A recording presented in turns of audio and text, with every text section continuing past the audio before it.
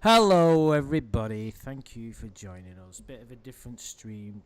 Bit of type it. Well, Lawnmas has been and gone, so we're talking about something obviously related to lawn and predators and whatnot. But we're living in a different world now. Where virtually everybody who's single goes on dating apps, and it's fundamentally changing. I don't think it can be understated just how much of an effect this is having on societies, the sort of Western world dating, because let's not forget that that procreation is rather important. Have you ever considered that, Adam? Well, if everyone just stopped dating, the world would end. Or China might be happy. To be fair, they've gone through various different, you know, different sort of ideas about what that is. First, it was like you can't do, then you can do, and now they're having population. There's all kinds of crazy shit going on over there. But let's not get into that. But we don't want to upset the Chinese. Yeah, exactly. Because I'm quite big in China, so I've heard. Well, do you mean height-wise? Do you remember that time where I was getting trolled by somebody and I was like, I don't know if that's some kid in China sat at a computer. You was like, as if some fucking kid in China cares what you're babbling on about. I was like, well, the point I was trying to make was that you never know who you're talking to. Yeah, if you'd said, like, in the Midwest of America or something, but the Chinese aren't listening to stuff about lawn, I'm sure. Well, they've got their own problems. You never know. It might sort of, law might take off over there. What do you think? Well, what with his country music singing? Yeah. Like how people over do music from their bedroom that no one listens to, but suddenly get a big following in Japan. Is that what you mean? Yeah, like on that People Just Do Nothing, where they made it big in Japan. Like, there's a British sitcom where these guys were like terrible. They were DJs, but they were terrible in England, and in Japan they ended up making it. Thinking, would like some foreign nation that you wouldn't expect come across lawn and be like, this is quite interesting. This, like, look at the lawn reality show. I'm really kind of taken on this format and this total disregard for people's entertainment and engaging in the audience, and this total lack of sort of clear care about your own appearance. It's catching on. I like the kind of free spit. No, it's not going to happen, but it's fun to think about it, isn't it? But it's a flight of fantasy. It's not going to happen. No one's going to I think the people that are interested in lawn are all here now, and that's it. He's not going to gather anymore. Infamy. And someone's already remarked on what a title to this stream, I assume, which is "Can dating apps turn men into predators?" I only just saw that title. It's rather sensationalist, isn't it? Yeah, I was kind of. It's. I mean, that's not. You didn't mention that that's what we were going to talk about at all. You said let's talk about how dating apps sort of ruin mental health and that sort of thing. Yeah, I suppose this is a bit. I might kind of, hey virgins, I might edit the title later on. Hey virgins. Hey dude. Octopus, he knows us too well. I know, fucking hell, been rumbled. Yeah, they're complaining about not getting any matches again. Yeah. We've tried everything: filters, threats, lying, blackmail. Yeah. AI doesn't seem to be doing any favors. Just putting up pictures of Ryan Gosling instead of myself just doesn't. Whatever we do. Picture of him in the pink outfit from the Barbie movie. That's your dating profile pic. Exactly. But it's too obvious. I should have gone for a lesser known hot celebrity. Oh dear. But we were quite interested. Seriously for a second though, because most people are on dating apps who are single. Not all, a lot of them. Especially, so for instance, at work, I work on a team now. I used to work on my own, but I'm on a team now of about, I don't know, there's about 6 of us based at this particular, 6 or 7 of us. All the single people. Well, out of this team, there's 12 people on the team that I work on. half of them are single. Every one of them's on a dating app. Yeah. Every single one, and they're all under 40. But I don't think that older people are going on them as well. But I was listening to some podcasts, and it was and you listened to the same one, didn't you, Adam? Adam, and it was talking about how, and it was about articles, and this title is a little bit too sensationalist, but it probably should have been entitled, "Do Dating Apps Turn People into Incels?" Now, it would seem to be a bit of a backward kind of way of thinking about it, because you would generally think, right, okay, if you're an incel, which means you're not getting any and you're trying, basically, that's a crude way of putting it, you would maybe go on a dating app, try your luck, but it's not going to work because there's so many fundamental flaws in online dating apps, that if you're a person who isn't in the right place to be dating, you've got to maybe get your shit together first, work on a few things. Dating apps are not the place to be. And what happens is it can create a lot of psychological problems. We've both been on there with varying degrees of success. I think we can both say we've done all right and we've not done all right, and we're probably well placed to give some practical examples, really. I've not been on there for about 2 years now because I don't need to anymore. But at the minute, you never know what'll happen in the future. But I didn't. Well, I could get dumped Finally tomorrow. found the man of your Checking dreams. my phone every 5 seconds. Oh no, it's still no.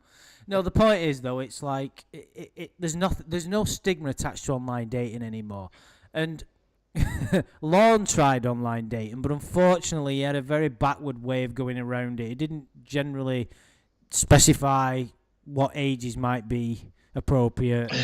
Just kind of. Yeah. But it wasn't online dating, was it? He went in a country music room, in an adult one I might fucking add, and then found an underage person. But the point is, it's not looked upon. When I was younger, in my early 20s, online dating didn't exist. And even when it started to become popular, it was a little bit embarrassing. I didn't really want to tell that many people. It's pretty much how it is, isn't it? Well, it's funny how it's changed over maybe the course of the last 10 years because, if you met someone on a dating app, you'd be like, right, what's our story? Where did we meet? We better not let people know that we've met off an app.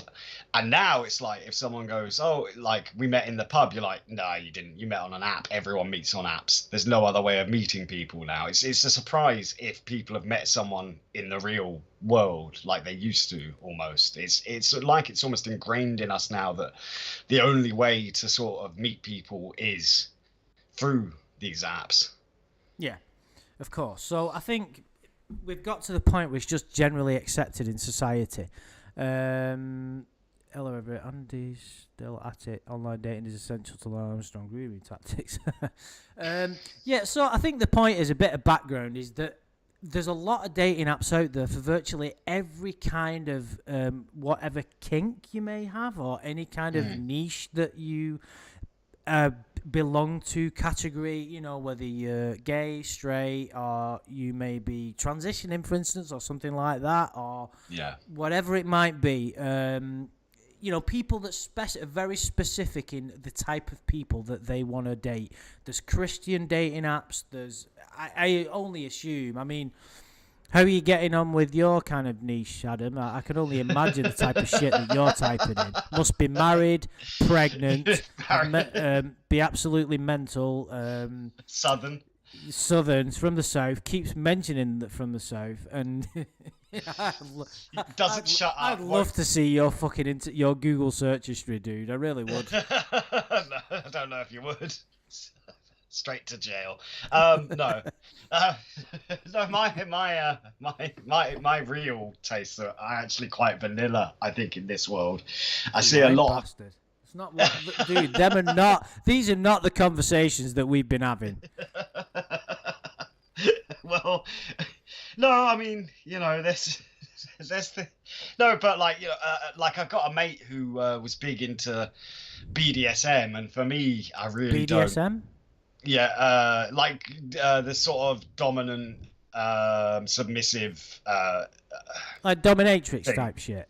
Not well. No, so I think someone in the chat will probably know what it stands for. I'm pretty sure that SM is slave and master, but I'm really not sure about the Right, BD bit. we've got the gist of it. Yeah. Like I think he did quite well because he was looking in such sort of a niche market, like, but was looking for women to be submissive and he was going to be dominant, etc. But that sort of thing, it doesn't appeal to me. Like I just like normal sex with adult ladies, please. Well, too much information, dude. You're making normal sex with adult ladies. It's like you're fucking disgusting, man. It's disgusting if they're not under At least 18. you at least want to be shitting on them, surely. Oh God, don't. That's horrible. You know how I feel about that, like shit talk. Like I love innuendo. That's my favorite comedy, and it's weird because sort of excrement talk turns my stomach. Yeah, dude, just in case anybody has got an idea, I can guarantee you nothing like that interests me either. It's just, I just thought it was amusing. But there are people, let's not fucking go into that. Sorry I even brought that up. But it was to try and emphasise that, and let me say something, right? Two consenting people, if you want to get it on with, well, I was going to say an animal then, but they can't consent, so that's wrong. No, they can't. If you want to get it on with a fucking illegal. toy sheep or whatever, and cover yourself in rice and put sprinkled chocolate all whatever the fuck, it doesn't matter. No problem. People can get into what they want. I suppose the point I'm trying to make is there's a dating app out there for everybody, depending on what type of thing you're interested in. And it's like, it's so prevalent, it's easy to access. You can get free ones, you can pay for them, you can get more. There's even isn't there one for famous people called Elites? That Cara Devra, what's she called? Cara, she was a voiceover on GTA on the. Yeah, Cara Delevingne. The voice Delevingne. of I can never non-stop pop. her surname. Yes. She was also in Only Murders in the Building, that TV show with Steve Martin recently.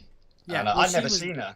She was on She's hot. Yes, well, yeah. She was on some elite dating site. So you have them for every class, every type of person. So, and there's some interesting things some of the people are saying in the comments. I mean, Alicia said, I don't think dating apps turn men into predators. It gives predator. I suppose the point I was trying to make, it is a little bit too sensationalist, but it can have a detrimental effect on men's mental health, and we're going to go into more detail on that. Well, and women's. And women's as well, but it's a different. Well, women are generally not predators like guys are. No, but I think the difference. So, like, men suffer from like rejection or not getting any matches, and it makes them feel maybe worthless isn't quite the right word I'm looking for, but like not desired. Whereas women have to deal with a lot of horrible stuff from horrible men on there, and it can also be quite dangerous. You look at, for example, Stephen Port, the Grinder killer.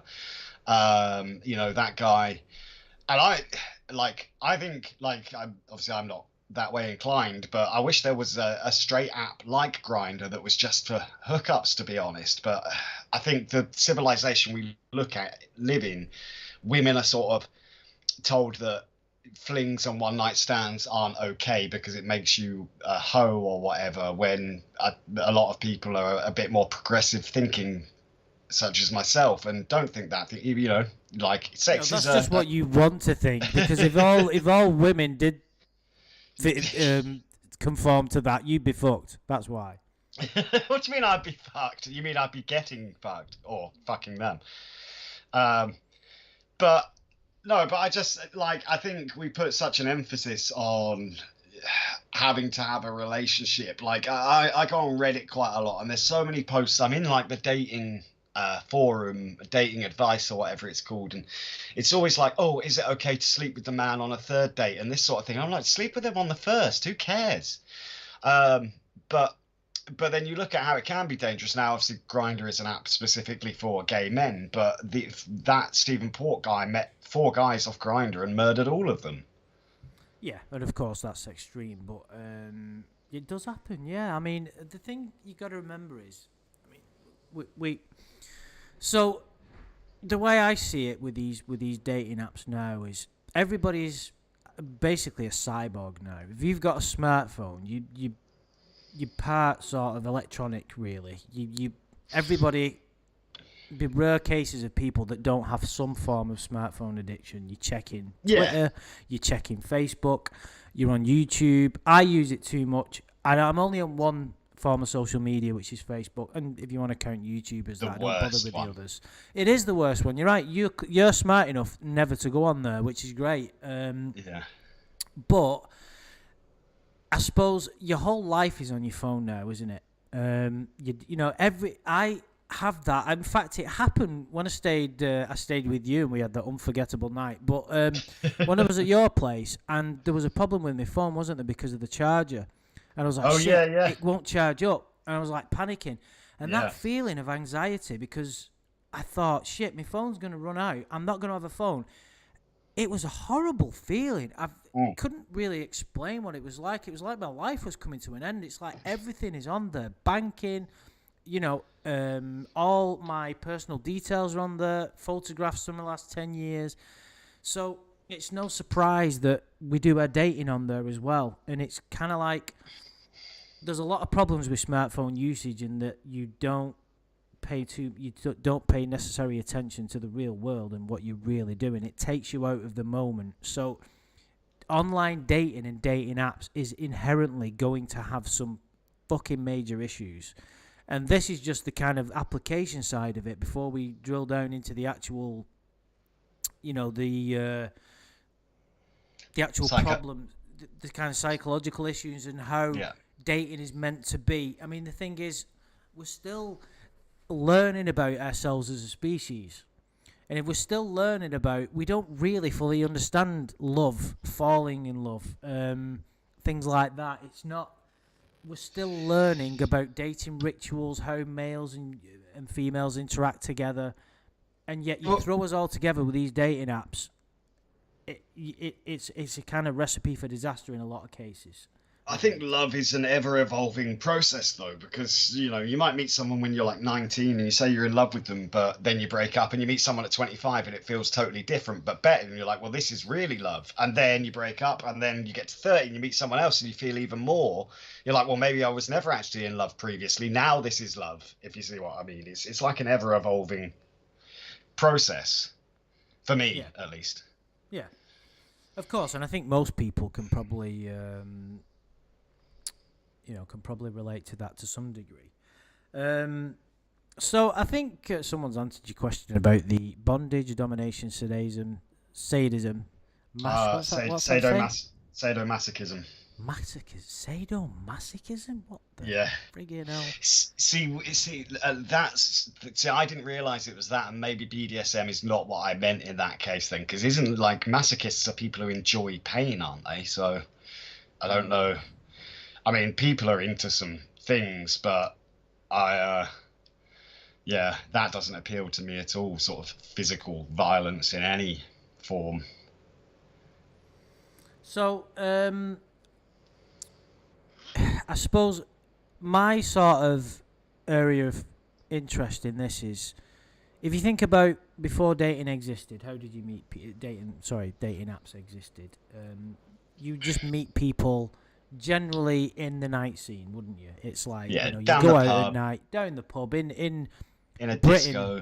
We have a huge kind of drinking culture, which is kind of world famous, and we're not very good at handling our alcohol over here. It's not very dignified. So when you were kids, you just started drinking. You go out, you get plastered, you end up copping off with some girl, and depending on your level of drunkenness, determined potentially how. Problematic that encounter may be in various degrees. How many unwanted pregnancies it ended up with is fucking hell. I mean, it might be how you and me exist, Dabin. Who knows? Well, I am, by technical definition, a bastard. Huh? Someone who's born out of wedlock. Right, okay, I didn't know that. Yeah, so if your parents weren't married, that makes you a bastard. Okay. So I'm a bastard. Yeah. So with with people using these apps now, it takes away a lot of the social element. So you go out, you get drunk, you cop off with someone, then you'd meet someone's mates, and it'd work that way. That still goes on, but dating apps coupled with the fact that drinking doesn't happen as much anymore, and COVID, it's kind of ruined a lot of the a lot of the businesses with regard to alcohol over here. So there's not as many people engaging in that way. And when there was that COVID break, people stopped going out. It's created a lot of social anxiety in people, especially the younger generation. So it's created a problem. So during that time, people weren't meeting, but they were still going on dating apps. And there was like, all the dating apps jumped on board and made precautions for it, things like that. So it's created a bit of an issue where less people are going out. There's pubs shutting every day here. The night scene isn't what it was. People, I have found, and this is only from my sort of view and the circles that I mix in, less younger people now are drinking and going out as opposed to when I was young and a teenager. Everybody did it. Everybody went out and got drunk and got plastered, whether you're a boy or a girl. There's people are generally more health conscious now growing up, I think. But that might just be that's just the demographic that I see more. No, I do think as sort of a general population, we are becoming more health conscious and that sort of thing. And I think sort of maybe in larger towns and cities, there's still that binge drinking culture. But I mean, COVID ruined a lot of sort of pub and restaurant businesses because no one could go to them and that sort of thing. And I don't know if any of those kind of industries have really recovered since then, because, and also with the way that we're being taxed here in the UK for alcohol, it's not just the health side, it's the financial side. When we went to the pub when you were up here and you bought 2 pints and it was like £8 and you were like, bloody hell. I was like, mate, you need to go to London because you'd be looking at 14 quid for 2 pints. But like they are, it's now you're like, well, I could go to the pub and spend 40-50 quid maybe, and I might just get drunk off that, or I could go to the supermarket and spend a tenner and get hammered at home and save 40 quid. So I think it's also the financial side of it, but I think like that sort of drinking thing and meeting people, I mean, I'm not familiar really now, but I know when I was 16, 17, when I shouldn't have really been in pubs, it was the big thing. Every Friday night I would be down the pub with my mates, and all of our schoolmates would be there, and and you would meet girls. And also, I mean, of course, school, college, university is also another place where it's very easy to meet people because you're kind of forced to mix. But with the events of the last few years, I think social anxiety is on the rise. People find it harder to speak directly. It's a lot easier to initiate a conversation through an app on your phone but then you have the problem that when you meet in person, they're not always exactly what they seem from their photos. Some people can be super photogenic, and when you meet them, they're not as half as attractive as you thought. And I know that's kind of shallow, but you do sometimes feel a bit like, well, that, and then there's the vice versa. Some people aren't photogenic at all who are incredibly attractive in real life, but they probably get loads of left swipes because they're not very good at taking photos or looking good at photos. There's a whole host of problems where that's concerned. So I've just got a point. Celestial Null has just said in the chat, Andrew streams this topic just after I heard yesterday a radio ad about boner pills endorsed by Chris himself. That is amazing. Chris Hansen's favourite Cialis. And I must concede that I've been talking nonsense, as I often do, because Rage-Filled Virgin has just reminded me that although we might not fully understand falling in love, Lorne fully understands it because he seems to do it on a regular basis. And, of course, he was madly in love with Jamie the Robot. Of course, Jamie Amy Boutte, is that right? Yeah, that's right, yeah. Jamie Amy Boutte. There is no Jamie Boutte. I love the fact they go, well, that's my stage name. And it's like, well, wouldn't that be the name you would Google under? And he doesn't question it. He's like, oh, right, okay. Oh, that's so funny. Yeah, so the point is, people are more inclined to go on dating apps now. And of course, what do people want as human beings, right? Everybody's the same. It's just the way that we're wired. It's the way that our mechanism is designed to survive. We want maximum gain with minimum effort. It's not healthy to do things like that, but of course, it's a survival mechanism within. It's ingrained within us and all creatures. They want the food there right now rather than go and hunt it. So, if you have an app on your phone, you can just press a button and fucking meet the girl of your dreams. Who isn't going to try that? Because technically, it is a possibility. You could, and I'm sure that there are people out there, probably not listening to this. Well, who knows? Please speak up if this has happened. That went on a dating app, loaded it up, set up a profile. First person that they talked to, they went out with and married them, and they're still married. Oh, absolutely. It will have happened. And my mate, one of my best mates, went to his wedding. He met, and he's still married now. Got 2 kids. Very, very happy. Met his girlfriend, now wife, on a dating app. It does happen. So of course, who isn't going to try that? There are some people that just seem to meet people and roll into the next relationship that probably have never done it, probably don't need to. But on the whole, but the problem on the men's side, and what I found very interesting in that podcast that we both listened to, is the fact that women on dating apps are only going for the pool of the top 20% of men on there. So there's 80% of men who are getting 0 matches, and they could be the nicest, sweetest men in the world, but they're, as they don't get any matches, their self-esteem declines. They start to feel worse. They start to feel like no one's interested in them, and it's bad for their mental health. And this is why, like, I gave up on dating apps, partially because, well, I'm a carer for my dad now. It's not really convenient for me to go out and meet people, and also where I live is so isolated. I'm 30 quid down by the time I even get to the nearest city which is where everyone lives. So financially, it's not really convenient. But so I just I think recently, last few days, I've gone back on Bumble, but I think I took an 18-month break from even looking on there just because I was like, there's just no point. And that's not like I get matches, so I can't be doing that badly compared to. I told you. Well, you will do with fucking Ryan Gosling's picture. Well, yeah, true. But no, I'm not. I mean, I don't get loads of matches. Well, you've got a small catchment area, haven't you? That's you just explained. You're in a bit of a difficult. All the matches I get are in Glasgow, and then I'm like, oh, for heaven's sake, And if I set the thing to like 6 miles away, then there's no one here because where I live, it's like everyone leaves by the time they get to 1920 because there's nothing going on here, or everyone's over 60 because they've retired here because it's like a retirement area. And you've also got the hindrance of all the local Walmarts have your picture in.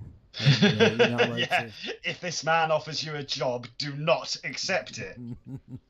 Well, I mean the point, the main sort of idea, not the idea, but the main thought behind what we're talking about here is how it can be dangerous for men's mental health. Turning them into predators is an extreme. But the reason I kind of said that is because a lot of extreme violence cases have been linked to incels, and these people engaged in predatory behaviour. I don't wish to go into too much detail in light of what's happened today in America, but what, in Maine? Well, just our thoughts are with anyone affected. Of course, it's just it's beyond the scope of what we talk about. It's not. Yeah, let's keep this light-hearted.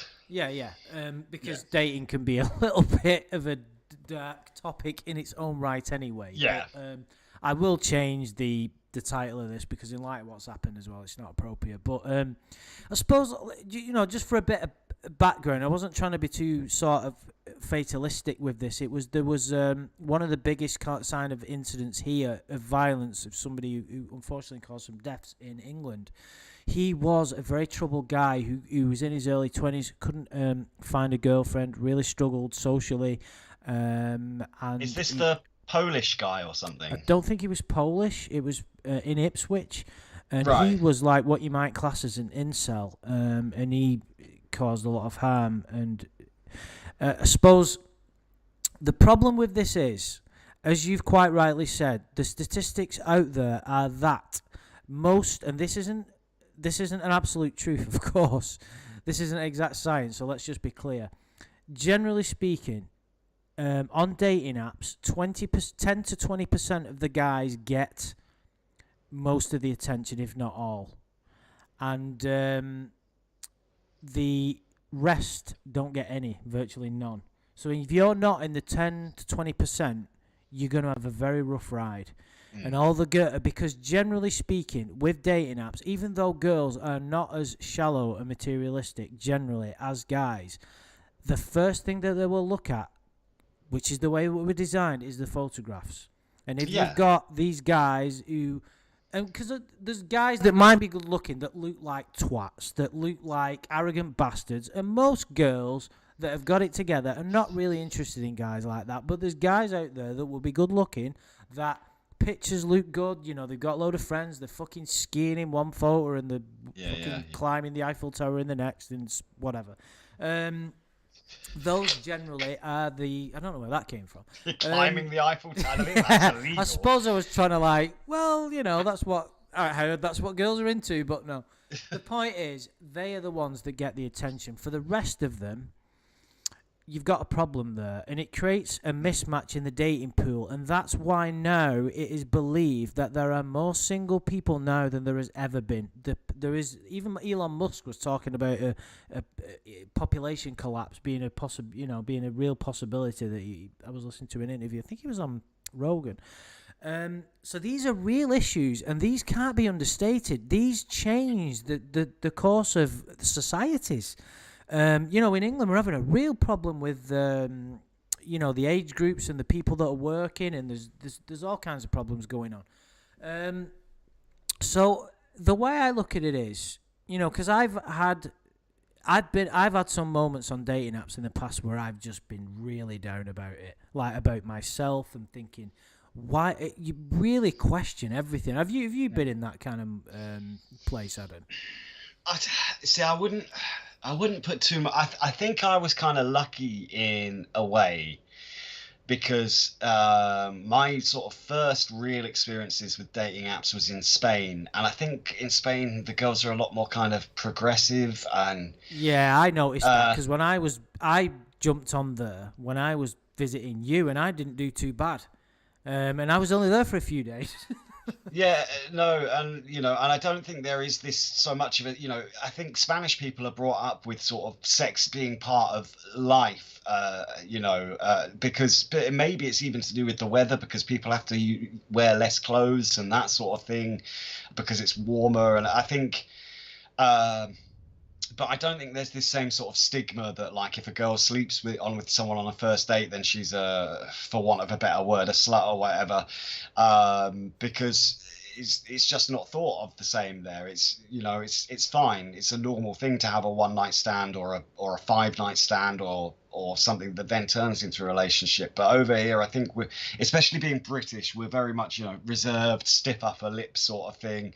I'm not going to sleep with you until I know that this is going to go somewhere. And I actually think on the flip side of that, there's a problem with that, because if you're going to be in a relationship with someone, you have to have sexual chemistry. And I have only on one occasion, but I dated a girl, and I think it went on for 5 dates, and then we slept together after the 5th date. And she was very attractive. She was nice enough, a little bit of a diva, but but when we slept together, I was like, there's just no spark here. There's no sexual chemistry. So we've dated for 5 dates, and now it's just over. It's like, why, if we'd slept together on the first or second date, we could have realized that and gone, all right, had a nice time, let's go our separate ways, if that makes sense. Yeah, definitely. And that's one of the big problems with dating apps, is that you spend a lot of time talking to somebody. You might like the look of them on a couple of photographs. You might have said something in your profile that they like. Oh, you like eating at a certain place that they like eating, and then you waste 2 weeks talking. You meet up, and it's a disappointment.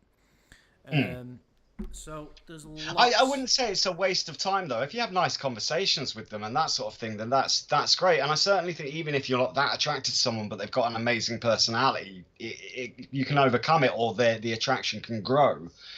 So I don't think it's always like necessarily a waste of time, even if it does go anywhere. It's it's definitely an opportunity at least to practice your social skills. I think that would be a fantastic way of approaching it, and I got too caught up on meeting the right person, and that happened when I wasn't. I know it's an old cliche that sounds really cheesy, but in often cases it's true. It usually happens when you're not looking. You take the Mm. pressure off. You Yeah. just live your life. Things happen. If it was meant to be, it'll Oh, be. But you can't absolutely. tell that to people in that situation because it can be a lonely place. It can be confusing, and you're Mm. scared. You see friends on Facebook now because a lot of people are on there, and you see everybody's playing happy families, and you're like, for fuck's sake, it's pizza for one or whatever. It can be a lonely place. Well, that Nope. that brings up another problem that I think we've discussed before, is that you look at people, especially on something like Facebook, they're only posting the best parts of their life. So someone who's sort of feeling lonely and depressed, and someone else is posting, oh, my new baby's on the way, or had a fantastic night, met a fantastic girl or guy. And you're looking at that going, God, these people have fantastic lives. Why am I sitting here on Tinder not getting any matches after 2 months or whatever? And it just Exactly. makes you more withdrawn. Exactly. Yeah. That's the one of the problems with social media, and there's many of them. I mean, we could talk about it all fucking night, but yeah. I mean, the dating. Yeah, that kind of element of posting your best life. That's kind of what you're meant to do on dating apps, though. In a way, you want to Mm. project the best part of yourself, and it can be tricky. Really, you don't know how much to divulge, and it's tricky to get the right photographs, and then you're trying to be clever, you're trying to be funny, you're trying to be different. One girl asked me once, which really pissed me off to this day. Tell me something exciting about yourself. Well, what's exciting to you might not be exciting for somebody else. It's like, Why? what? Why? It's But like it what? was like a fucking job interview. And one person said, "What are your goals and aspirations for the future?" It's like, I'm looking for dates. I'm not. This isn't. I'm not on The Apprentice. You know what I mean? Yeah, but you see, that's another thing as well. I think men don't have that. Like, women want to be with an ambitious guy that's going somewhere in life, and you can't blame them. Whereas I think men in general don't really care so much, because maybe it's still sort of ingrained from the olden days where like women stayed at home and did it. So if you see a girl and she's like, well, I'm a single mother and I just look after my kids, you're like, well, that's not a problem for me. But she's then going, well, you've got to be an ambitious guy that's moving up.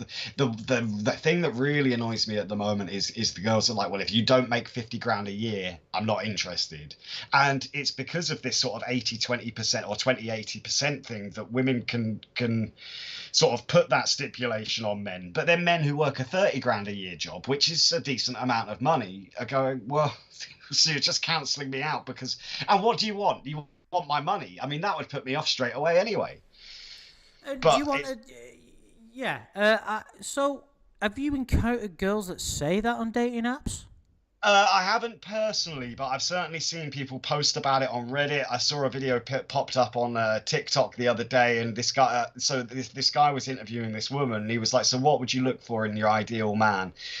And she was like, "Well, he's got to be over 6 foot. He's got to be white. He's got to be, and he's got to earn. First of all, he went, and she goes, he's got to earn over 500K a year." And the guy was like, "You're being fantastical. Like, you're not gonna, what you're looking for is a unicorn. That man doesn't exist." Um, and he was also, because the interviewer was black as well, I think he was a little bit taken aback that she said that he's got to be white. And like, but he was like, that man doesn't exist. It's a unicorn. How, entitled and delusioned do you have to be to think that that man's going to go for you, to be honest? But I think sometimes people have sort of an unrealistic expectation because they're only looking at this top 20% of men on dating apps, and they go fine. And I bet you a lot of men lie about what they earn anyway to seem more attractive. Well, yeah. I mean, I'm kind of obviously relaying my own personal experiences and things, and what it kind of takes. There's nothing wrong with knowing what you want. Being realistic. This is the way I always had this rule, and it served me very well. It's been a long road to kind of get to be as confident as I wanted to be, but it was always, I'm not going to settle for something that's not perfect. And I don't mean I want to meet Paris Hilton or whatever, It was like, right, it's got to be something real. I'm not settling for anybody. Not so it's a bit cheesy, but there's nothing wrong with setting the bar high. Being realistic is maybe... How can I explain this? So, do you understand what I'm getting at, though? It's like, it sounds like that person was being... And this is just a fucking Reddit story, by the way. But it sounds like that person is just rather up themselves and being a bit stupid. But it brings... Yeah, conceited, that's the word I was looking for. But it brings up a good point. And unfortunately, there's a lot of people like that on online dating. And I encounter quite a lot of rude people. People would talk to you and then just ghost you. But I did that a couple of times, I have to admit. And I look back and I think I shouldn't have fucking done that. I'm really not proud of that kind of behaviour. I didn't do it often, but I have to admit, a couple of times, I think I was like supposed to be going out on a date and I changed my mind. I didn't know what to say and I think I just ghosted them. And I was like, why did you do that? What a horrible bastard. You know what I mean? But that's, you see, the social anxiety aspect is probably something that we don't really talk about enough, because it's happened to me, like, especially here. And like, maybe I've arranged a date and it's got to the day before and I've been like, do you know what? I can't be fucking asked to travel all the way to Glasgow. It's too much hassle for someone that I haven't even had a phone call or a video call with. It could turn out to be nothing, or it'll be another rejection. And then I've spent, what, £100 to get there and back and a meal. And so I'm £100 down, and so instead of sort of doing anything, you just end up ghosting, and it's terrible. Like, you just end up ghosting or blocking. And girls have done it to me, and I've done it to girls, but it's also because I think dating apps make people seem disposable. Because it doesn't matter, someone else, or you just swipe on the next person or whatever. For me, especially in my situation, I've sort of come to a conclusion now that if I'm going to meet someone, I'm not going to do it until we've had a few phone calls, a video chat, and then I know... Fuck it, you sound like Lorne. No, but obviously I then want it to become in person. But at the same time, and I guess maybe it's a bit picky of me to do that, but I think for me, because I have to travel so far to meet these people, because they're all in Glasgow, which isn't... Although I'm technically 30 I think you should just have one specification. Human, female. I'd be very happy with that. Do you have a vagina? Apply here. Sorry, dude. I'd stop you mid-flow then. That's right. But like, so that's my conclusion I've come to is, if I want to build a rapport and a chemistry before I even go on a first date with someone now, because otherwise it can be a waste of time. And that people might see that and say, well, why has he got the right to do that? But at the same time, it's not the right to do anything. It's your right. It's your life. You can do what the fuck you want as long as you're not hurting anyone. Well, that's the I mean, I'm at the point now where I was just going to change my profile description to say, look, I don't really care what you're doing. I'm just basically looking for someone else to come go-karting with me once a fortnight, because I'm sick of racing against 14-year-olds. Oh, I thought that's what you enjoyed about it the most. 14-year-old boys. Because it's a boy. No, but they're faster than 14-year-old girls, I'll be there in it up.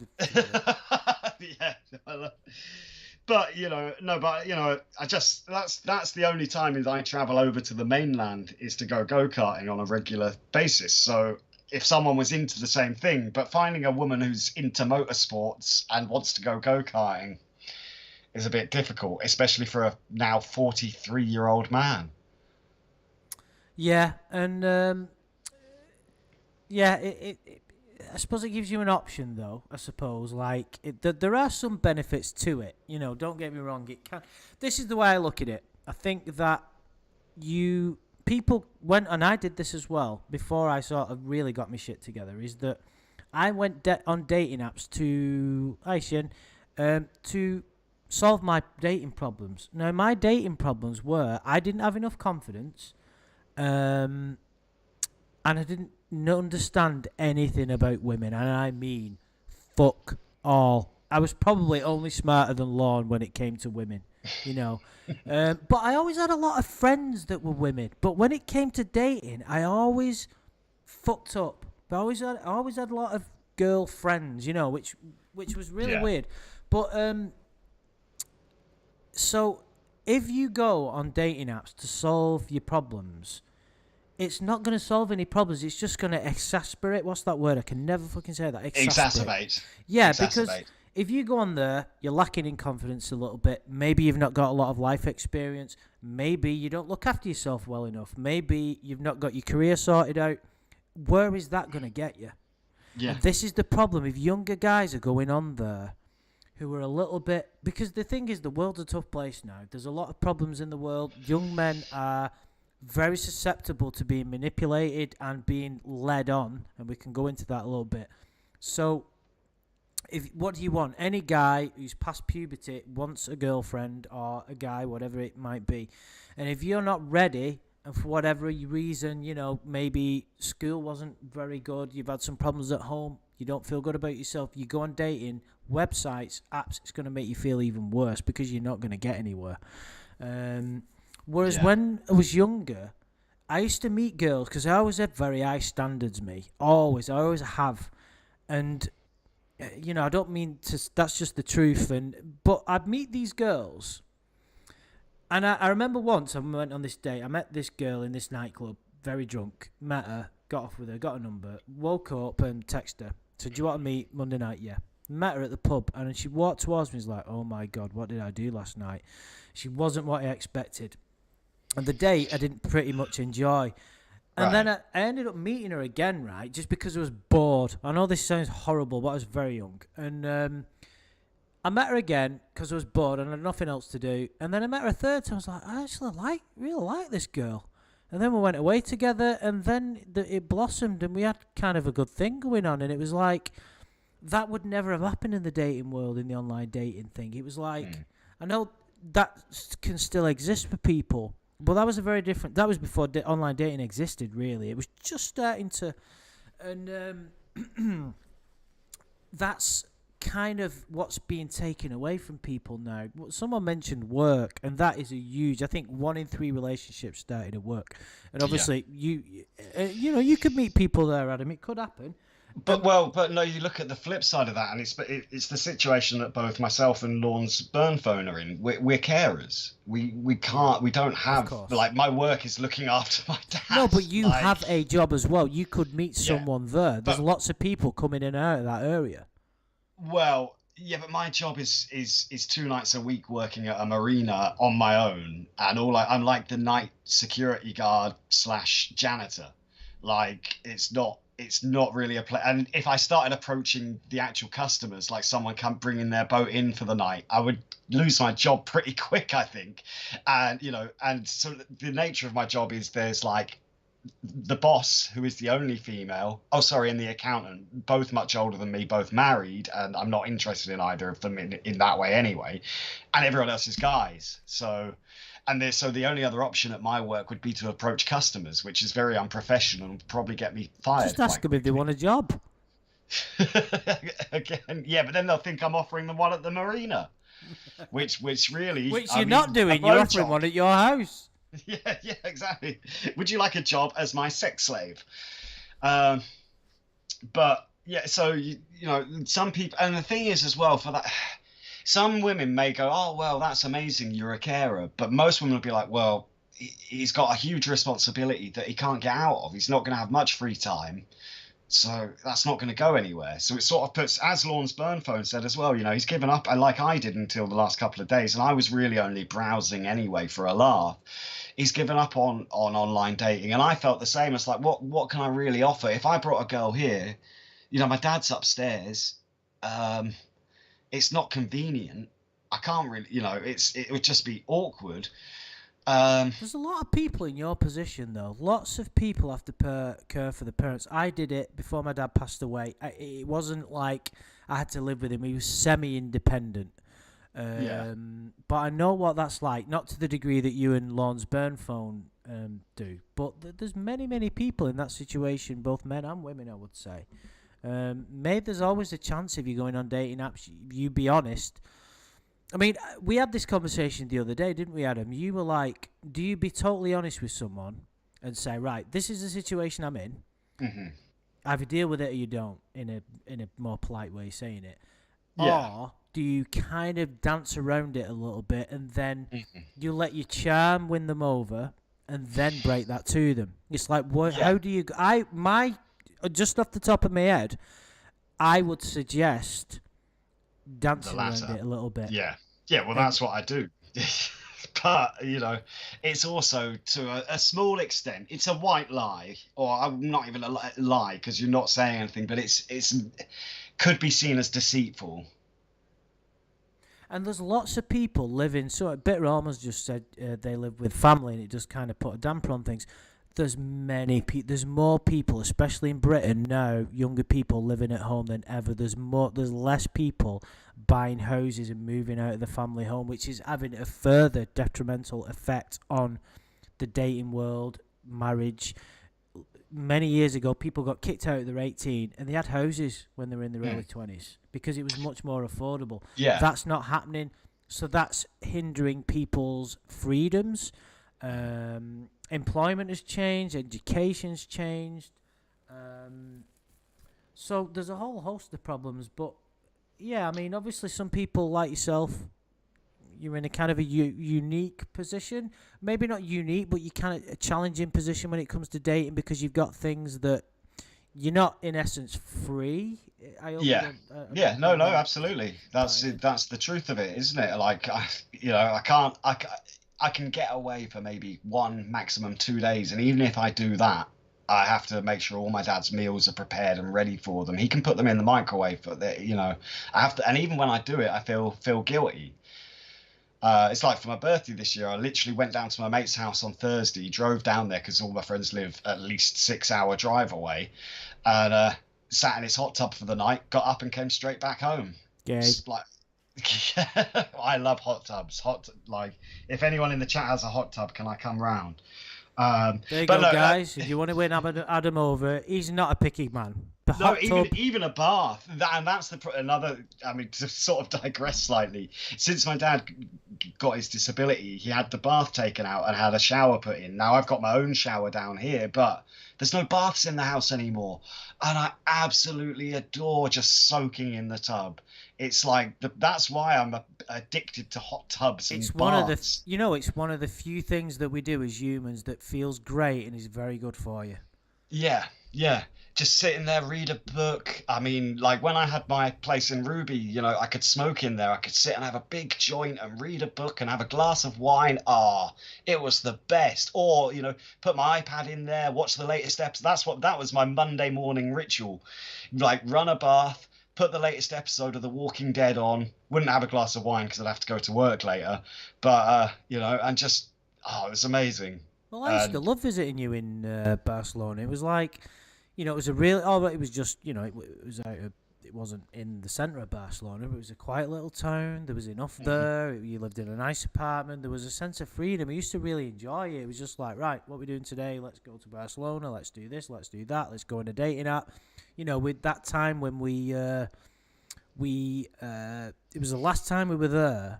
And we were both talking to that girl at the same time. We had a bit of a joke with her. It was a little bit mean, but just a joke. Oh, yeah, the girl we both matched with. Yeah. We both matched with the same girl. And I said, I'm going out with my friend Adam tonight. And you went, I'm going out with my friend Andy tonight. She was like, you two were messaging. Are you going out with Adam? It's like, yep.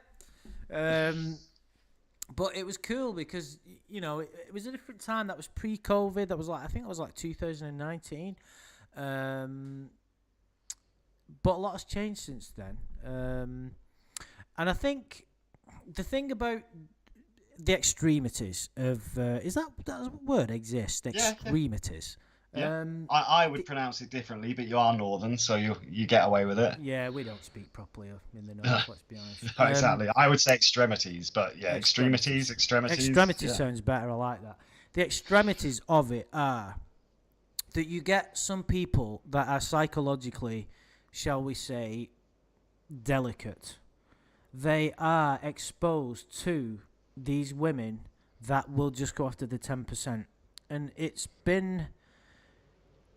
there's a lot of cases where these guys can start to get abusive.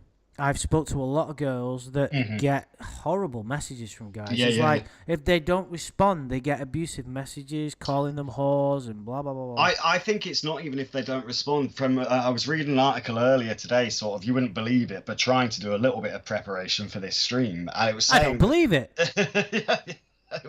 and it was saying that this before they even said hello, they would ask for a sexual favor, and and that to me sounds mental, because I'm sure if I did that, I'd just get blocked and deleted immediately. I would never like open a conversation with that. But then I think as well, you look at if women are going for this and this is the problem as well, and I think we all sort of we're all a bit guilty of this. For example, it depends on varying levels of attraction as to what you'll let someone get away with. So if a girl meets a dude that's super hot, and the first thing he says to her is, "Are you good at giving head?" She might be like, "Oh, yeah, whatever." However, if he's not so attractive, she'll be like, "That's disgusting. How dare you say that to me?" Block, delete. And I think it also, it works on the flip side as well. There's things I've done with girls that I wouldn't do with other girls based on how attracted I was to them, if that makes sense. Yeah. No, but that I mean, let's not forget some of the way that we behave is human nature. The dating world can be incredibly ruthless, and it's kind of meant to be. You, some people don't want to hear it, but men are, and women as well, but just in different ways. We're kind of genetically designed to find what we believe are the best males to father and be the mothers to our children, and that's just the way it is. And of course, that will mean there is some very stern judgments and some very harsh rejections, and I think this is the key. I think and Shin, I'm gonna have to repeat what Shin said in the chat, which is Right. as ever so eloquently put from my friend from Boston. The harder you look and try, the harder it is to find somebody. Love comes when you least expect it. Pressuring yourself with expectations will always disappoint you, and that is so true. But the problem is with that statement, although it is true, you have to sometimes go through a lot of shit for that to be a realization. You can't just click your fingers and get rid of that kind of longing or even desperation. You have to see it from the other side. I wish that it could be that simple. Well, and also in my case, it's fine to say, right, well, it will come along when you least expect it, but I never go out. I've got literally zero social life. That's the thing, isn't it? It's like you're in that position. It's like, well, what do you do? Do you just wait for someone's just going to knock on the door tonight, Adam? It's going to be the woman of your dreams, and you're going to look. I don't wish to demean what Chin has said or make fun of your situation, but I understand what you're saying. It's like, well, what do you do? I would suggest you just do what you're doing at the minute. You have to try something. Don't go overboard. Do your go-karting. Do the things that you enjoy doing. And you never know. Something Maybe will I'll happen. Maybe one of the 14-year-old kids will have a single mum that I'll meet at go-karting. You never know. I thought you were going to steal one of my targets then. I thought you was going to say hopefully one of the 14-year-old girls will fall for me who's go-karting. No. You fucking not having that. I've said to you. But it's weird when I go, because there's a lot of parents that because they used to do a kids and an adult session, but now I'm literally the only adult that goes, so they've just combined them both, and so I end up chatting mostly to the kids' parents, because they're the ones who are sort of my age, and they're really nice and it's really cool, but it feels a bit weird because I'm like, you guys not fancy having a go at the go-karts? Then I won't be the oldest and slowest on the track for a change. But yeah, that's the only sort of social thing I have, and it's very kind of a specific niche, and also one that women aren't as interested in as men are, I don't think. I mean, there are girls, but they're kids who go racing there as well. But it's it's a very sort of niche hobby. Yeah, no, of course, but it's better than no hobby, Oh yeah, absolutely. At least you're doing things. And it's something that you said earlier, which is very true, is that I think it's about how you approach it. And the thing is, apparently, 45... No, hang on. This is what I read earlier, which is probably true. like 45% of people who use dating apps have like deleted it and reinstalled it regularly. Apparently, it's only second behind gambling apps for being re-downloaded, deleted and re-downloaded. So Yeah. the amount of frustration that people have there is it's just everybody does it. I hear stories at work and I'm like, thank God.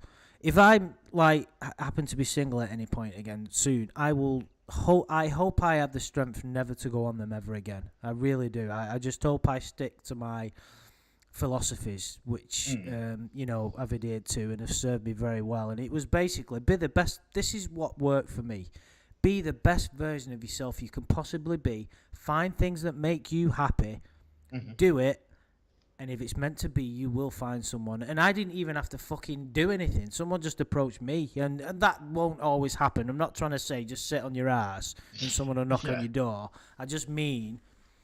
And it was weird. And also, what you've got to do is bless people. I know this sounds really cheesy, but I remember just being grateful when I saw people that were happy. There was no resentment. I got to a place where I was like, I'm so glad that these people meet others and they're happy. I don't want anybody to feel lonely, and it does work, but you've got to get to that place, and it's not that easy to get there sometimes because people, the thing is as well, don't go onto dating websites with a lot of baggage. Some of the shit that I saw girls write, I wish I'd have kept all the screenshots. Do you know what I hated? Girls telling me what to do before I've even met them. I remember this one girl went, if you've not got your shit together, I'm not interested. It's like, listen, sweetheart, all I've done is read your fucking profile and you're telling me what to do. I'm enraged before I've even met someone. The thing is, I do prefer if people are honest in their profiles, not like but that. Isn't it too honest, though? Isn't there like... we've had this maybe disagreement before because you were like, well, at least they're being honest. It's like, no, you don't need that. Honest. You don't need to read that bullshit about telling you what to do. I expect this and I expect that. I remember once it was like, Tories swipe right, and just in case, Tories is one of the political I've seen things like that. It's like, so hang on a minute. Before we've even exchanged niceties, you're telling me what your political beliefs are. I don't give a flying fuck. I get it that maybe you don't want to date somebody but who's from a certain political party, but I find that like ridiculous. If that's the way you're approaching dating, it's just silly. One girl had a photograph of herself in front of the local police station with a placard saying "Why taser?" So someone had been tasered and injured by a police officer. Blah blah blah. I was like, "Is that?" And she was quite an attractive girl. We matched, very attractive. And I was like, hang on a minute, that's your main profile picture? You're telling people you like protesting about police issues? Like, what the fuck? I mean, these are just bizarre examples. I suppose the point I'm trying to get is that people carry a lot of shit onto there. And I think that you've got to go on there with the right attitude. And it can be very difficult because you can be in a lonely place, you can have baggage, you can have things going on in your life, you can have... I don't know. There's one thing I've learned in life, and it's pretty universal truth. No one has it easy. Even people that you think have got the best life, no one has it easy. Everybody has got something. Everyone's going through something. Exactly. Normally. Everybody's got some cross to bear. And you always got to remember that. And it's difficult because, like you said, you're looking online and you see people that you think they're having the best life, and you think, everybody's going to feel down every now and again as well. And it's difficult to do when you're always looking at your phone and you're looking on apps and seeing what's going on in the world, and there's been another tragedy, there's another war, all this kind of thing. So I think a counter to that though is to find something you love. Like, I think, to be honest, like in the time between my mum passed away and maybe a year ago, I was quite deeply depressed. You'll see it, like, the part of the reason I hardly ever do YouTube anymore is I was giving me like I like coming on your streams, but I was literally getting anxiety about doing my own streams and that sort of thing. just because I was feeling down, I was feeling like not like worthless or anything, but like I didn't feel like being funny. You know, I just lost my But it's a mum. shame that because you've always been a more upbeat person than me. I've always generally got a bit more down about things than you. Yeah, Usually. well, yeah, but it all happened under COVID as well, didn't it? So it was like it was all pretty brutal to go through everything at the same time. Everyone's in lockdown. My mum dies. My dad has a stroke and loses his Yeah, mobility. you're not in Spain any longer, and I'm you've not got in, to deal with yeah. that. You know, then that's the other thing as well. That's part of the reason that I'm not so keen to do streams anymore. Because in Spain, it was my house, it was my apartment. I could talk as loud as I want, be as loud as I wanted, laugh as loud as I want. Whereas here, like, I feel like if I start sort of shouting at scammers or whatever, my dad can hear me upstairs and he's like, "Who are you arguing with?" Like, it's No, just, you've not yeah. got your privacy. I understand. And so yeah, and I think to be totally honest, it was when I started getting into sim racing that I started getting my not shit together. I don't know if I still have that, but I'm feeling happier. I had a hobby. You know, I wake up in the morning now and I'm like, right, once I've sorted that out, I'm gonna spend some time in the sim rig, and that's gonna be great fun. And it always is. I love it. And so I think getting a hobby that I'm able to do from I home. preferred the Walking Dead game personally, but the racing Well, rig is pretty fucking cool. yeah, I just love the competitive nature of racing, and especially in the VR, it's like you're there without the danger of actually dying if you And do you know crash. what? That VR, I'm not. I got bored of my VR, but that's perfect for somebody like you. Is in a position where you can't get out as much because of your circumstances. That's kind of what it's designed. It should be designed for. Really, it gives you like a little bit of fun, something to look forward to. It's Yeah, perfect, and that's you making, you basically taking advantage, not taking advantage, but you're making the best out of the situation that you've got. And it just, if you approach dating with that mentality, I think something will happen at some point. well, you got to go in with no expectations. You just go, if I get a match, and even if all that comes from it is a fun conversation, then it's still a fun conversation I wouldn't have had if I didn't get that match. So I think you've it's just like got, you said, approach it with the right. I approach it with right. It'd be fun to talk to people. If I get some dates, great. Let's see where it goes. But don't do what Johnny don't does. No, don't do what I did, and I'm sure a lot of people do, and go onward with these enormous expectations. It's just a recipe for disaster. It really. Look, it just Shins said is great. Shin's The comment. best line of Yeah. you. Do you want to date me or do you want to be a disgusting piece of shit? Ah, I just use that now for anything I want someone to do. Like, Dad, do you want to go to the cinema or do you want to be a disgusting piece of shit? do you know what'd be funny? That might actually work. Hear me out. I reckon some girls would look at that and appreciate the humour of it and go, fucking hell, that's not what I was expecting, and think, that's actually quite funny. Not realising that someone actually said them words, but actually said it in the context of, will you marry me or do you want to be a disgusting piece of shit? Well, if those are my options, I guess we're getting married. To be fair, it's quite a wise way of putting it, because like you say, It's you're not giving that person much choice to. It's like, right, marrying Lorne or being a disgusting piece of shit. I'm gonna have to choose the disgusting piece of shit. Well, I think But if you yeah, married Law, generally it might make you a disgusting piece of shit. they're So probably gonna choose Lorne, because you don't want to be a disgusting turd, do you? It's like, let's see, I'm gonna turn into a piece of right. Okay, I'll have to marry Lorne. That is one of his greatest ever. I don't think I've actually heard that. oh, I did, and it's amazing. I can't remember what call it's Right. from though. Anybody, can you please do me a favour? I don't ask for anything, but if anybody can, what I'm saying is, never mind. But I don't ask for the 14-year-olds' phone numbers.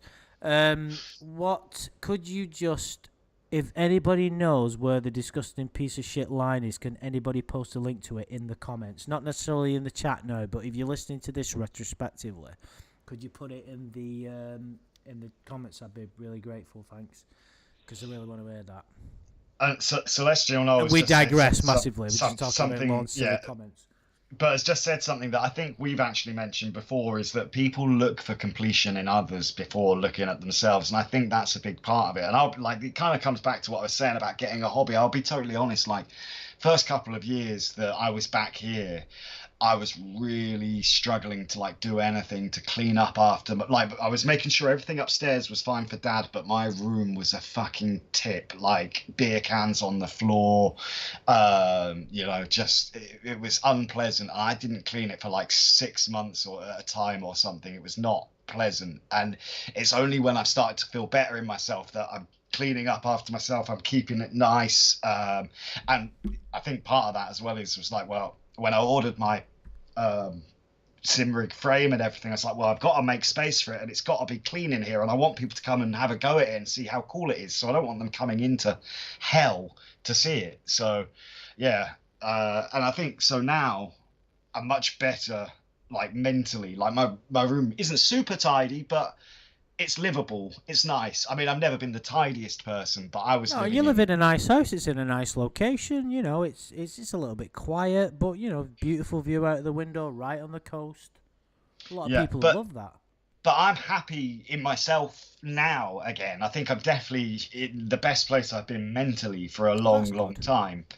And I think that's part of the reason why I thought, well, I'm gonna have a look on Bumble, see if I get any matches, but I'm not holding out much hope because, and this might annoy you, Andy, because I'm basically at the point where I'm like, well, it's got to be the right person who understands and is sympathetic, or maybe not, or understanding of my situation. And if they're someone like that, then they're hopefully inherently a good person and it could go somewhere. And if they're not, and they don't want to be with me because of my responsibilities or whatever, then we're just not right for each other. So we'll see what happens. You never know. Why would that annoy me? Well, because you don't like people putting on their profile what to do. Well, no. Depends how it's worded, really. Those girls that I were talking about, you could just tell from the way that they appeared in the photographs and the way that they worded it. And it was the first thing that you worded. It's like, you just bossy. If I was in a relationship with you, it would be a nightmare. You don't start off by telling people what to do. It was like, you even had people, I mean, these are extreme examples. You have people like, had enough of bad exes and terrible men. I'm seeing what I can find on here. It's like, oh, for fuck's sake, sweetheart. Just delete your app. The thing is with that kind of statement is, it's like, I've got lots of baggage if you read between the lines. Yeah, and you're always going to get people like that approaching it in completely the wrong way. They're frustrated, they're bored, they're looking for that kind of thing. So I suppose that is going to happen. And I also think, and this is just my personal opinion, everyone needs to spend a good portion of their sort of, maybe not formative years, but early adult years, being not single, but like understanding themselves before you can make someone else happy. And I think, like people who just go from relationship to relationship to relationship because they need someone else to feel complete, they never really know themselves fully, if that makes sense. And so when they break up with one person, and it was quite a while ago, but I dated a girl like this. Like she didn't break up with me until she knew she had someone else to go to. And it's like, but we hadn't been happy for ages, and I'd been trying to break up with her, and she would use these sort of emotional blackmail tools for me to like not leave her. And eventually, once she had another dude lined up, she went off with him. And it was kind of hurtful because it's like, well, we were still technically together, but I didn't want to be with you for a long time. We should have just broken up. And then if you'd met this guy 3 weeks later, fine, or whatever. But instead, you've sort of just I think there's a lot of people out there who the moment that they're single, they feel absolutely lost. They need someone else in their life. Yeah, so it's a dangerous position to be in, and there's a lot of people like that, and they'll never be happy. They'll never experience a real fulfilling relationship, and they'll also never experience really the good sides of life, because it's nice to share it with people. But some of the best times I've ever had in my life have been when I've been completely on my own. Just looking at beautiful parts of the world and traveling. Went to Thailand, was driving around on a bike on my own. It was just amazing times. And, I think you have to experience that. And you've got to put yourself in difficult positions. Like, you lived in Spain on your own, and, your family thousands of miles away. Things like that build character. And you need to do those type of things to find out who you are, like you said. And, the easy option is let's go on a dating website and find someone. I know someone that split up with his girlfriend because he did terrible things, and used to write things on social media like, "Well, it's all over. I'm going to kill myself." They're back together now. They've had a kid. Oh, right, yeah. No, It's I mean it's that's yeah, but it's that's insane. another That's an form of extreme. I emotional keep using that blackmail. word, but yeah, and there's a lot of people like that, and it was it's a shame. It really is. And that's the thing. So if you take a male who may be a bit lost, a bit younger, maybe 20s, and goes on a dating website with the wrong expectations, maybe a bit of baggage, emotional problems they've not dealt with, maybe a few addiction problems, it's going to be a disaster. If they've potentially got other things that are unhealthy as well, it can create real problems, and it does create this predatory behaviour in a lot of males, where what it can lead to as well is this kind of anti-women is it red pill? Black pill, red pill. I read a bit of it, and it was frightening. It was like just calling women the devil. That women are only after this, they're only after that. They are gonna fuck you over at the first opportunity. I was reading it. I was like, surely no one believes this. Women want what everybody else wants, and they want the best person that they can get. They want somebody who's going to provide for them. They want somebody who is maybe a provider and is has some kind of status. That's how they're designed. That's how the species perpetuates itself. It's like, but people turn it into a problem, and it becomes toxic, and it's sorry. No, it's quite disturbing what can happen, and that's what this kind of frustration does. Now, obviously, you would still get that without dating apps. You would always get males who just are hopeless. I think we all had a mate who was just never got anywhere, and you were like, "Oh my god, this guy's never going to get laid." But on dating apps, you're going to persistently get rejected all of the time, and if you like that, you probably got a tendency to go after the more attractive girl, because you might be a little bit entitled, like Lorne. I mean, you wouldn't have thought that Lorne would be entitled, but he is. How does he think that fucking Jamie Amy's interested in him? Because he's deluded. Yeah, but there's a lot of guys like that. Yeah. Maybe not. Yeah. I mean, he's a, like I said, he's a example that is ridiculous. I mean, there'll never be another Lorne, which is why we find him so entertaining. But he has a lot of characteristics that are shared among a lot of these toxic males that you see. I remember there was someone in the comments of a YouTube video. I wish I'd have screenshotted it. And this guy was like, "No, women are horrible and they are going to fuck you over." And he laid out all these characteristics of women that he truly believed, and he was choosing to believe them rather than look at himself. So it was a lot easier for him to say, women are the enemy, they're the problem. It's not that he's got to get his shit together. And there's and now there's a problem with men don't have anybody to look up to. They look up to people like Andrew Tate who want you to be a fucking pimp. Well, that's literally what I was about to say. Is this sort of misogyny is now becoming. I mean, I actually watched that Andrew Tate documentary yesterday or the day before, I think it was, on BBC, and it said that more 18 to 19-year-olds had heard of Andrew Tate than they had of Rishi Sunak, the UK Prime Minister. And I was like, that's scary. Absolutely meant. That is scary, because what this guy is telling people is basically that women are lower class subjects, and that's not right. He doesn't say that. He won't say that in those words, but his behaviours, basically his business model is you get girls on webcams, treat them like shit, they're your employees, they make a load of money. That's basically it.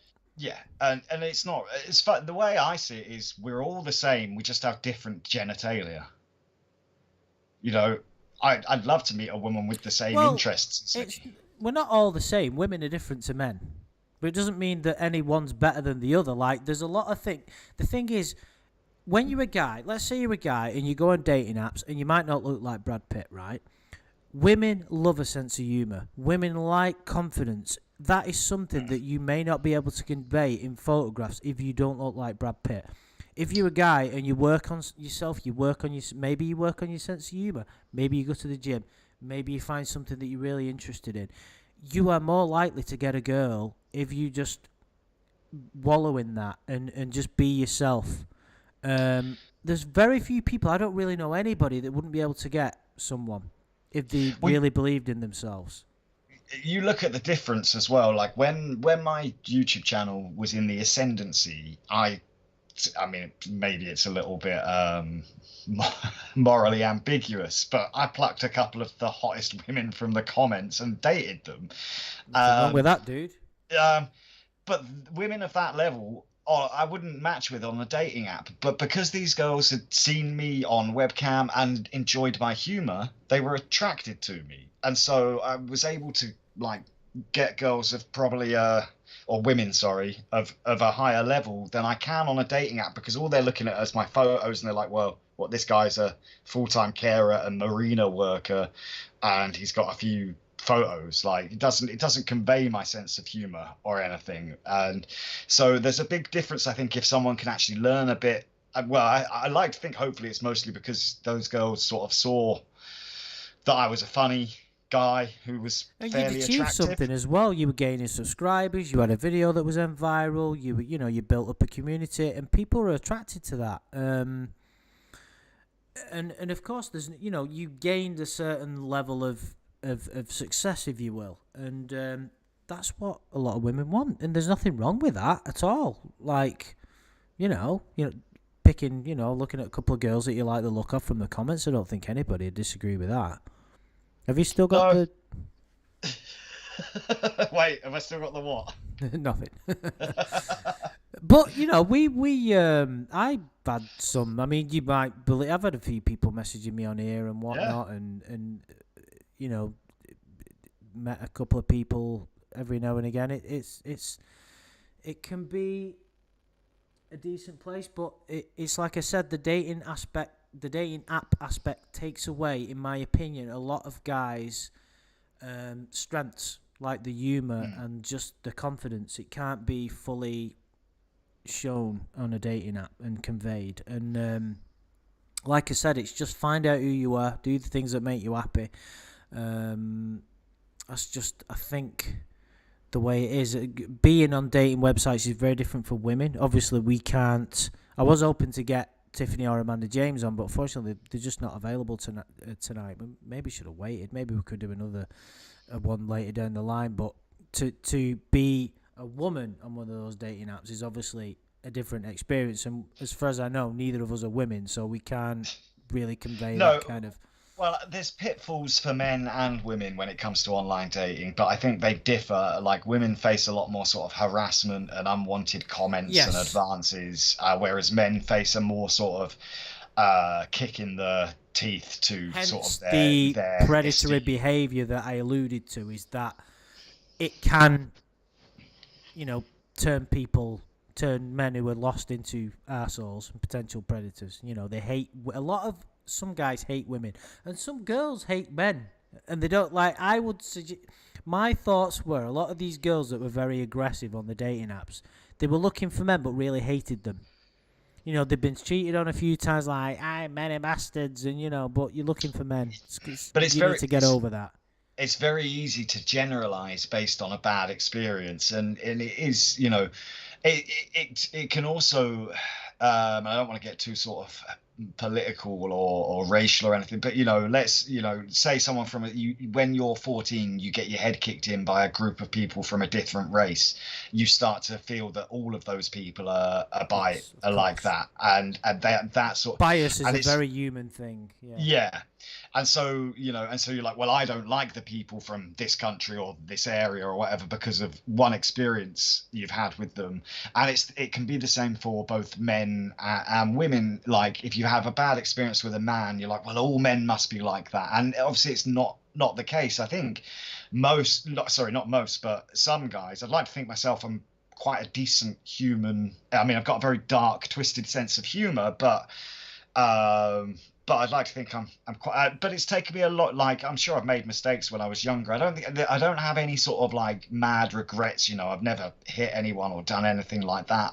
That I'd think, Jesus, what a bastard I was or anything. But I'm sure, as I've grown and got older, I've hopefully sort of become a better person. But if a woman gets cheated on by a man repeatedly, or let's say like one man and then the next man does the same, then of course you're going to go, well, all men are cheats, they're all dogs. And it can be the same for a guy that dates a girl that sleeps with someone behind his back, sort of thing. Like, well, women are terrible people, they don't care, all they want is to get laid or whatever. And it's, yeah, so it's, you can end up generalizing a whole area of people and sort of starting to dislike all of them just based on experiences with individuals. And it's having the sort of peripheral vision to be able to go, okay, not everyone is like that, and if I just stick with it, I am going to meet someone who's a decent human, sort of thing, sooner or later, and we'll get on, and then that can restore your faith in the opposite sex.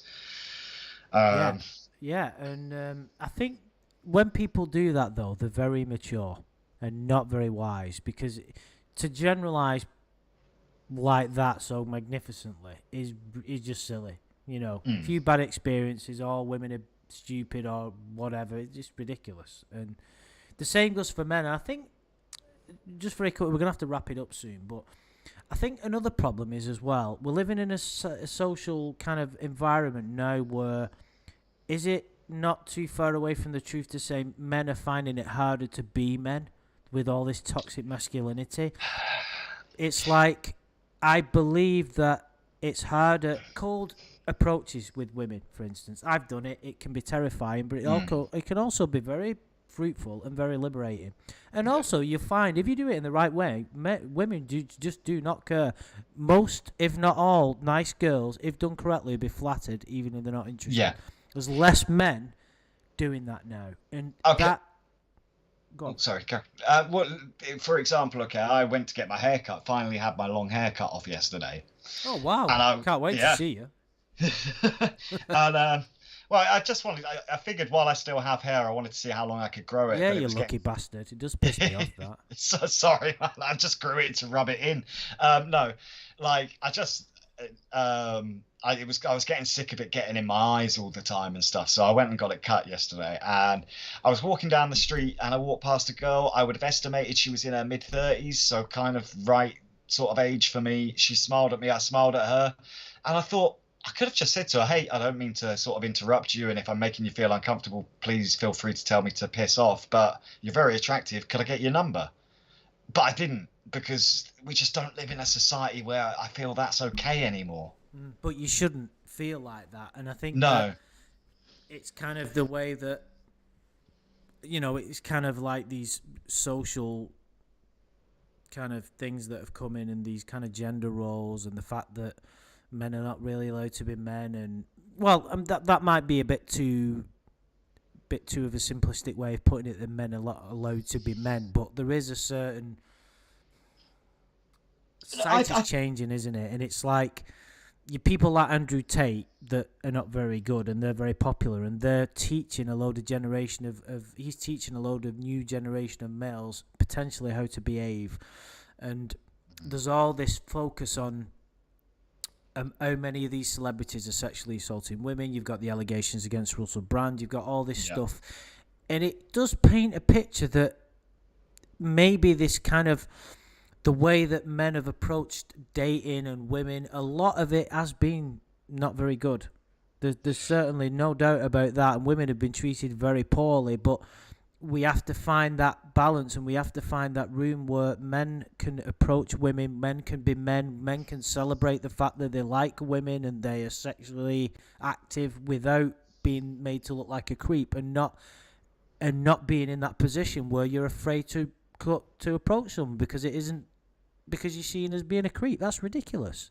Yeah. No, I absolutely agree. I don't know if it was the same for you, Andy, but I think it was sort of the late 90s, early 2000s. When I was growing up, there was a lot of talk about men being in touch with their feminine sides, how women found that attractive, men who could display emotions. We were moving away from that sort of 70s where men had this role of like emotionless money makers who went out and made money, came home to the dinner on the table from the wife. We were moving to more of an understanding, progressive sort of way of thinking about men, or thinking about our emotions and displaying them. And of course, I'm not saying be like Lorne and fucking bawl your eyes out every day, because that just makes you look like an absolute pussy. But like, if you can say I feel this way, and you can convey that in an eloquent and constructive way, then I think that is attractive to women. And then I think what Andrew Tate is literally bringing us back is making, you know, all that progression that's been made over the 90s, the 2000s, is being torn away because people are listening to one idiot who has no idea, who has a very punchable face and a stupid accent, and they're listening to him because they're lost, because there isn't a voice out there going, you know, guys, respect everyone, be a decent person, and you'll meet decent people, you know, just don't be a twat. Where instead, that's the guy that they're looking up to.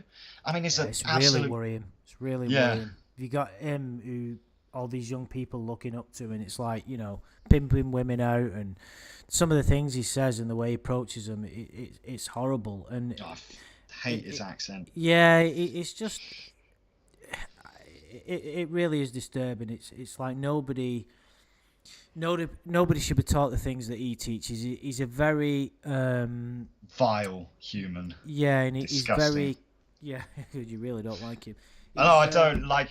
If he wasn't twice the size of me, I would love to punch him in the face, but I'm sure he'd punch me back a lot harder. yeah, well, he's very good at the martial arts and whatnot and kickboxing. So yeah, that'd be a bit of a problem. But if someone that's tied his hands and why. legs, I'd love to punch him in the Yeah, face. that's why. Because he's, you know, he was a world champion kickboxer, very intelligent. His dad was a champion chess player, so you know he's well to do.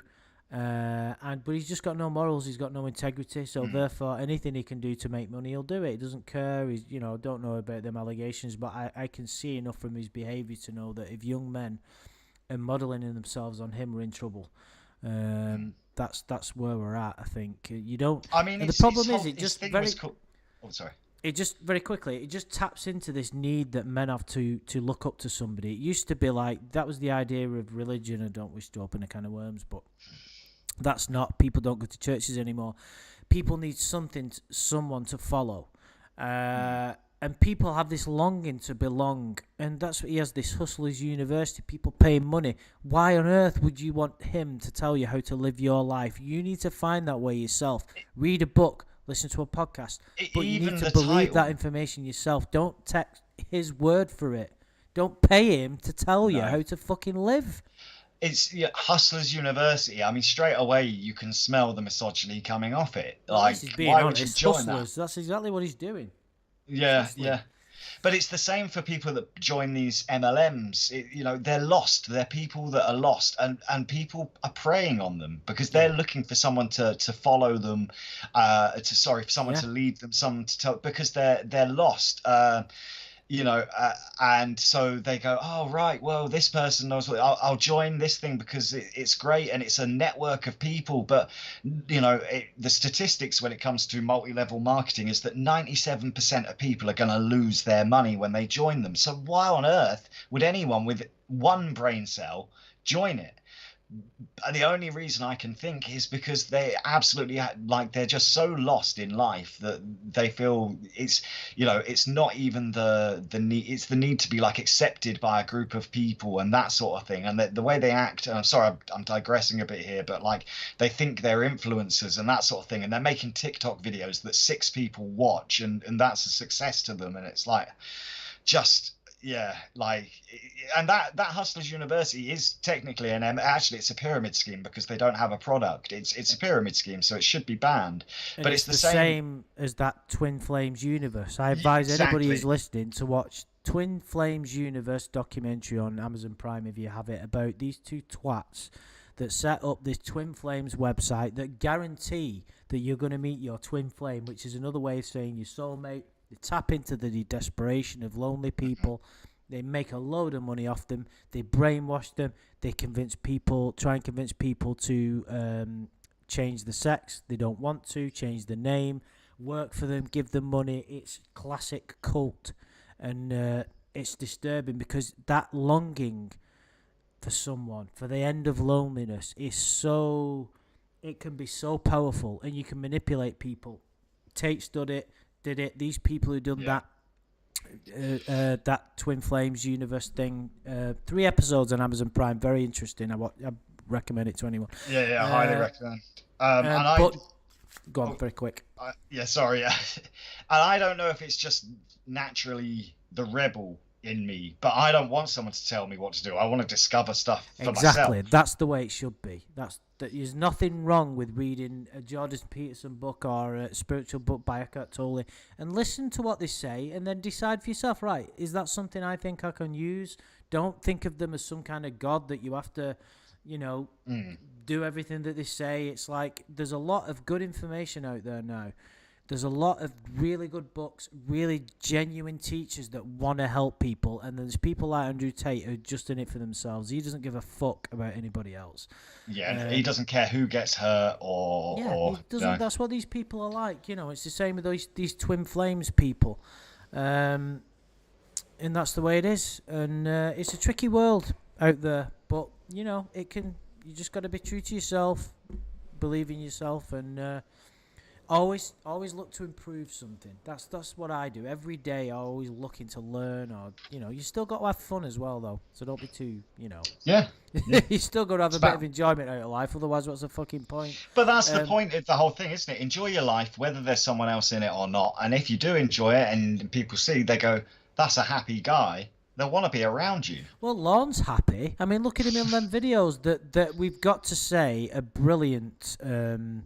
Enter the Chord verses here. We did the Lorne sex offender video that we watched the other day. Which thanks for that. Enter the Chord verse. It was amazing. We loved it. That bit where he's chasing through the kids through the playground with his hat on as well, and his fat belly. Oh, that was it. Shin's put a link in the chat if anybody doesn't know what we're talking about. It was absolutely brilliant. We loved it. It was just so clever and well done, dude. Thanks so much for that. Yeah, I appreciate it. Yeah, really, really good. And on that note, we have to end on a bit of Lorne, don't we? But I hope likes to finish on Lorne. Yeah, we'd love to finish on Lorne. I love his face. Sorry. Right, we're gonna have to leave it there. I hope everyone who's listening has got something out of it. I've enjoyed it, and so it's been pretty cool. So thank you, everybody who's come by and kept us company. Thanks for your contribution in the chat. Really appreciate it. I hope it seems like a lot of people have got a lot to say about this, which is really cool. So thanks a lot, and I do appreciate it. And we'll catch up with you guys soon. Thanks for joining me, Adam. Yeah, thanks for having me.